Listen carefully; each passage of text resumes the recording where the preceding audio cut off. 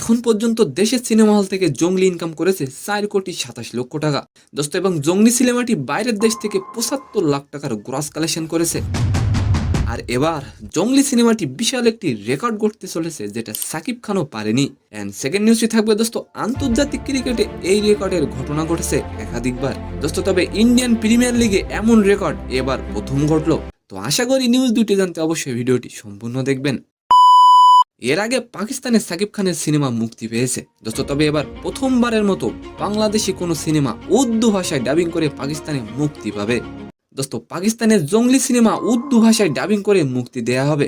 পাকিস্তানের জঙ্গলি সিনেমাটির পরিবেশনা করবে সিনে এন্টারটেইনমেন্ট দোস্ত। সিয়াম আহমেদকে আপনার কেমন লাগে অবশ্যই কমেন্ট করে যাবেন দোস্ত। এদিকে পাকিস্তানে পেহেলগাম ঘটনায় ভারত ও পাকিস্তানের মধ্যে উত্তেজনা বিরাজ করছে। সীমান্তে চলছে গোলাগুলি এবং সামরিক মহড়া দোস্ত। সিনে এন্টারটেইনমেন্টের কর্ণধার আসিফ চৌধুরী বলেন, শীঘ্রই আমরা জঙ্গলি সিনেমাকে উর্দুতে ডাবিং করে মুক্তি দিতে চলেছি দোস্ত। আর এবার আলোচনা করব পরাগকে নিয়ে। আন্তর্জাতিক ক্রিকেটে টানা 6 বলে 6 ছক্কার ঘটনা ঘটেছে একাধিকবার, তবে দোস্ত আইপিএলে এমনটা প্রথম ঘটলো। রবিবার কলকাতা নাইট রাইডার্সের বিরুদ্ধে 6 বলে 6 ছক্কা মেরে রেকর্ড গড়েছেন পরাগ।